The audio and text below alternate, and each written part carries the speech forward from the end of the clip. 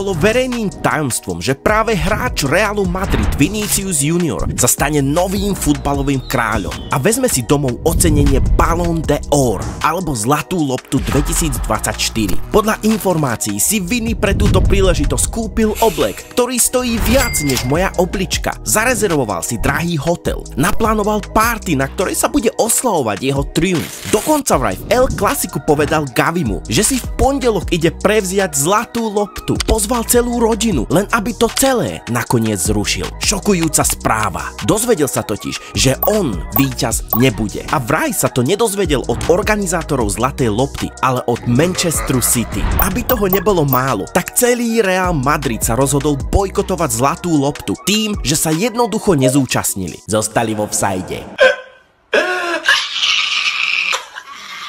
Prečo nevyhral Vini, ale namiesto neho si to prevzal defenzívny záložník Citizens Rodrigo? Podľa YouTubeového kanálu Goal90 existuje 5 možných dôvodov a my sa na ne teda spoločne pozrieme.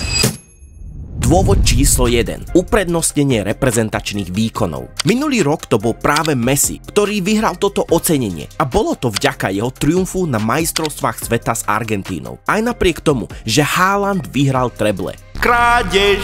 Nakoľko sa za toto zvalila obrovská kritika na usporiadateľov zlatej lopty, tento rok pravdepodobne chceli futbalovému svetu dokázať, že Messiho víťazstvo nebolo len preto, že je Messi. Čiže aj napriek tomu, že Vini vyhral La Ligu a Ligu majstrov, ale s Brazíliou nedokázal uspieť, takto ovplyvnilo konečné poradie zlatej lopty, keďže Rodri vyhral Premier League a Euro. Dôvod číslo 2. Spoluhráč Bellingham. Bellinghamova prvá sezóna v Los Blancos bola absolútne neskutočná. A hlavne prvá polovica sezóny, kedy strelil 16 gólov a na 5 prihral, čo v podstate zatienilo aj Viniciusa. Vini sa zobudil až v druhej polovici sezóny a práve toto mohlo ovplyvniť konečné hlasovanie, keďže to hlasujúci mohli vidieť ako 50/50 medzi Viniciusom a Bellinghamom. Dôvod číslo 3. Tretie pravidlo hlasovania zlatej lopty. Existujú totiž 3 pravidlá, na základe ktorých sa hlasujúci rozhodujú. Pravidlo číslo 1. Individuálne výkony z predchádzajúcej sezóny. Tu je jasné, že to Vinicius absolútne spĺňa. Pravidlo číslo 2. Tímový úspech z predchádzajúcej sezóny. Real Madrid vyhral La Ligu a Ligu majstrov. Pravidlo číslo 3. Správanie hráča a fair play počas sezóny. A myslím, že tu mnohým zasvietila žiarovka nad hlavou. Všetci vieme, aké dôkladné a ukážkové správanie prezentuje Vinicius. Buďme úprimní, nikto nemôže spochybniť jeho talent a futbalové schopnosti. Ale čo sa týka jeho správania a fair play, tak aj legendárny obranca Pepe je oproti nemu zlatučký miláčik. A práve toto mohlo rozhodnúť o víťazstve Rodriho. Dôvod číslo 4. Vzťahy medzi Realom Madrid a UEFA. UEFA hrá veľkú úlohu pri vyberaní víťaza zlatej lopty a pravdepodobne UEFA stále tlačí v zadku incident so Superligou ako nepríjemný hemoroid. Dôvod číslo 5. Ľudské emócie, Rodriho vek a jeho pozícia. Nakoľko minuloročné víťazstvo Messiho bolo dosť kontroverzné, keďže Haaland mal neskutočnú sezónu. Emócie hlasujúcich a ľudský faktor sa tu mohol ukázať kľúčovým. Dať to proste hráčovi Citizens, inak povedané, teraz sme si vyrovnaní. Taktiež Vinicius je útočník a má len 24